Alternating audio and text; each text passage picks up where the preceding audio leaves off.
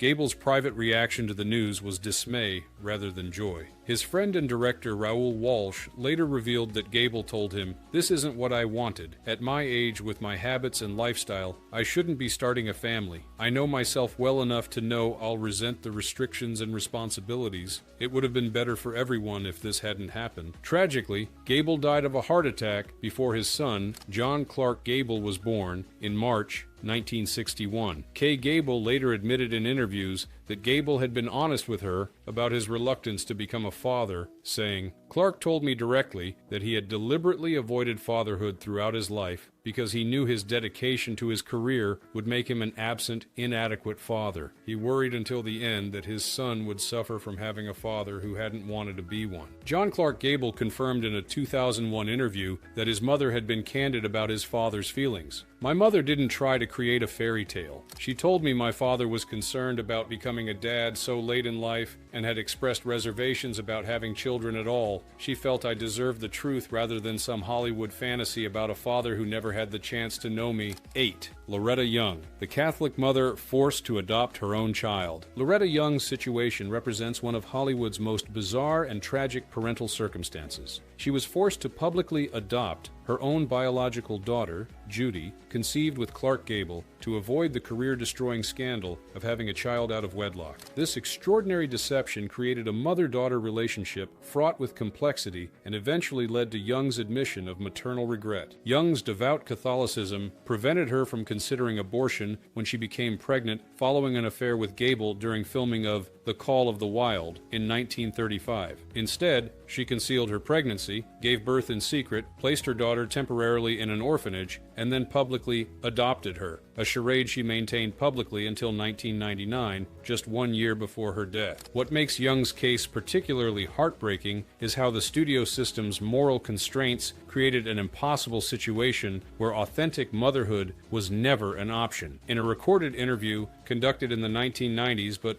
only released after her death, Young stated, "I regret that I couldn't be an honest mother to my own child. Our relationship was built on a fundamental lie that poisoned everything. I loved Judy deeply, but I couldn't show that love naturally, because at any moment I might slip and reveal our true connection. In trying to protect her from scandal, I denied her something more important, the truth about her own identity." Judy Lewis didn't discover that Young was her biological mother until she was 31 years old, a revelation that created significant trauma and required years of therapy to process. In her memoir, Uncommon Knowledge, Lewis described growing up aware that something was off about her relationship with her mother, sensing emotional distance she couldn't understand until the truth emerged. Young's maternal regret centered not on having her daughter, but on the artifice required to raise her. In her final interview before her death, Young said, "If I could go back, I would have taken Judy and moved to Europe where we could have lived truthfully as mother and daughter." Maintaining the adoption fiction demanded a kind of emotional detachment that neither of us deserve. "I regret that I lacked the courage to choose authenticity over appearance, even though it would have ended my career." What's particularly significant about Young's story is how it exemplifies the extraordinary measures female stars were forced to take to maintain their careers, while male stars like Gable faced minimal consequences for the same actions. Young's maternal regret stemmed not from not wanting her child, but from being forced to mother within a system that demanded deception and emotional suppression. 9. Bette Davis, the mother who favored career over family. Bette Davis's legendary ambition and work ethic made her one of Hollywood's most acclaimed actresses, earning her 10 Academy Award nominations and 2 wins. This same driving focus created significant challenges in her role as mother to her 3 children, daughter B.D. Hyman with husband William Grant Sherry, adopted daughter Margot, also with Sherry, and adopted son Michael with husband Gary Merrill. Davis's relationship with motherhood became public fodder when her daughter B.D. published the scathing memoir My Mother's Keeper in 1985, portraying Davis as an abusive alcoholic who prioritized her career above her children's well-being. While Davis published a response denying many specific allegations, private letters later revealed her acknowledgement of fundamental maternal failings. In correspondence with her friend and rival Joan Crawford, uncovered in 2017, Davis wrote in 1952,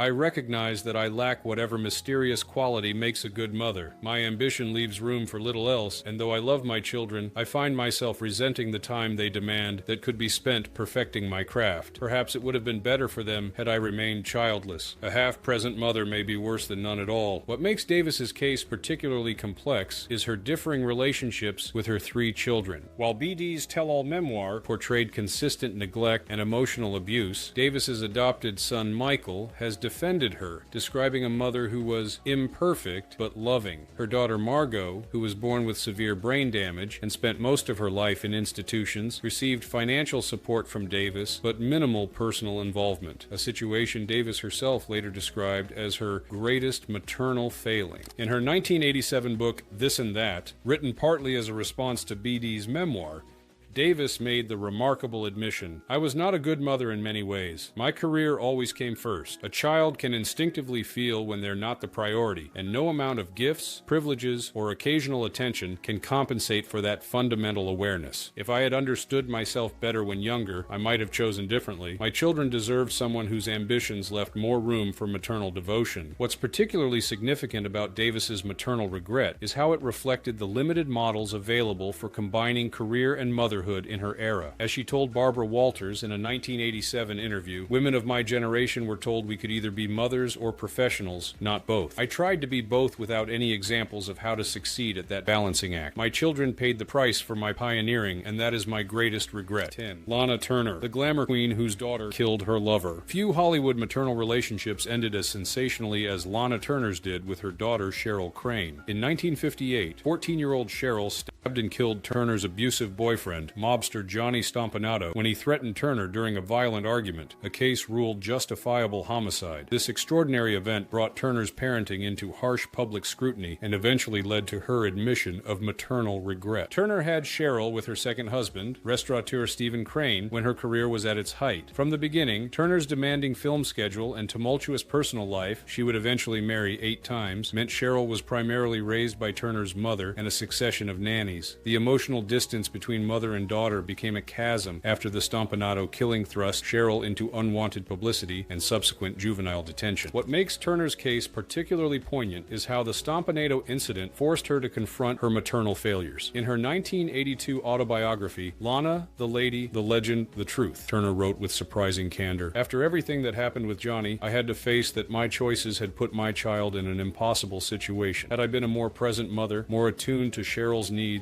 rather than my own desires, perhaps none of it would have happened. I realized too late that I should never have become a mother while maintaining the career and lifestyle I wanted. Cheryl deserved better than a glamour queen playing mother between films and affairs." Cheryl Crane's own memoir, Detour, A Hollywood Story, confirmed Turner's regrets, revealing private conversations where Turner explicitly stated she had not wanted children but had been pressured by the studio system, which believed a child would soften her sex symbol image and make her more relatable to female audiences. According to Crane, Turner once told her, "Darling, I was never meant to be a mother. The studio thought a baby would improve my image, but they didn't have to raise you. I didn't know how, and I still don't. We've both paid dearly for that publicity decision." What's particularly notable about Turner's maternal regret is how it eventually led to reconciliation rather than permanent estrangement. After years of separation following the Stompanato killing, Turner and Crane rebuilt their relationship in Turner's later years, with Crane caring for Turner during her final illness. In her last interview before her death from cancer in 1995, Turner reflected, "My greatest regret was becoming a mother when I lacked the emotional equipment for it. But my greatest blessing was that Cheryl found it in her heart to forgive me and allow us to build something real between us, albeit decades too late." Now here's what most people don't understand about these Hollywood parental regrets. They weren't simply personal failings, but direct consequences of a studio system that treated stars as products rather than people. Studio contracts during the Golden Age contained clauses giving executives unprecedented control over stars' personal lives, including who they could marry, when they could have children, and even how these children should be publicly presented. Morality clauses required stars to maintain family-friendly images, regardless of their actual desires or circumstances, creating situations where parenthood was often a career strategy rather than a personal choice. Even more disturbing, several stars were effectively forced into parenthood against their wishes. Studio publicity departments arranged convenient marriages when actresses became pregnant out of wedlock, required adoption of these children to maintain the stars' images, and sometimes even arranged for stars to adopt their own biological children to avoid scandal. In some cases, studios pressured childless stars to adopt as a publicity strategy, with little concern for their suitability as parents or desire for children. Understanding this systemic context transforms how we view these regretful Hollywood parents. They weren't simply self-absorbed celebrities who failed at parenthood. They were individuals navigating an industry that commodified their personal lives as thoroughly as their professional talents. Their regrets reflect not just individual shortcomings, but the devastating human cost of a system that valued marketable images over authentic human relationships. We began by asking who these golden age stars were, who openly admitted regretting parenthood, and what their painful stories reveal about the true human cost of Hollywood's manufactured family images. What we've discovered is a group of complex individuals whose parental struggles weren't simply personal failings, but often direct consequences of an industry that treated their family lives as marketable commodities. From Joan Crawford's admission that her children were acquired as publicity props to Loretta Young's tragic deception in adopting her own biological daughter, these stories reveal how the studio system's demands created impossible circumstances for authentic family relationships. These weren't simply self-absorbed celebrities unable to prioritize their children. They were individuals operating within a system that forced impossible choices and often used children as tools to shape public perception. What makes these stories particularly significant is how they challenge our idealized images of both Hollywood's golden age and parenthood itself. The painful honesty of these stars' admissions reveals the gap between carefully constructed public images and messy human reality, a gap that caused genuine suffering for both the stars and their children. By acknowledging that parenthood was the wrong choice for them, these celebrities broke one of society's strongest taboos, risking public condemnation to speak a truth rarely acknowledged, that not everyone is suited for parenthood, and some families might have been better off never forming. Yet within these difficult admissions, we also find moments of redemption and growth. Lana Turner's late-life reconciliation with the daughter she admitted she was never equipped to raise. Gene Tierney's determination to warn others about how unresolved trauma can affect one's capacity to parent. Even Joan Crawford's complex legacy includes the John Tracy Clinic, which continues to help deaf children and their families decades after her death. These elements don't erase the pain these parents caused, but they remind us that human relationships are rarely as simple as either Hollywood narratives or tabloid exposés would have us believe. As we reflect on these troubled Hollywood families, perhaps the most valuable insight is how they challenge the persistent myth that parenthood is automatically fulfilling for everyone. These stars' candid admissions of regret, though shocking, ultimately served an important purpose, creating space for more honest conversations about the complex realities of family life beyond the perfect images we see on screen. If you appreciated this exploration of Hollywood's hidden history, please hit the like button and subscribe for more content examining the fascinating and sometimes troubling truth behind classic cinema. Leave a comment sharing your thoughts on these complex family stories or suggesting other aspects of Golden Age Hollywood you'd like us to explore. Thank you for watching, and we'll see you in our next journey beyond the glittering facade of Hollywood's Golden Age.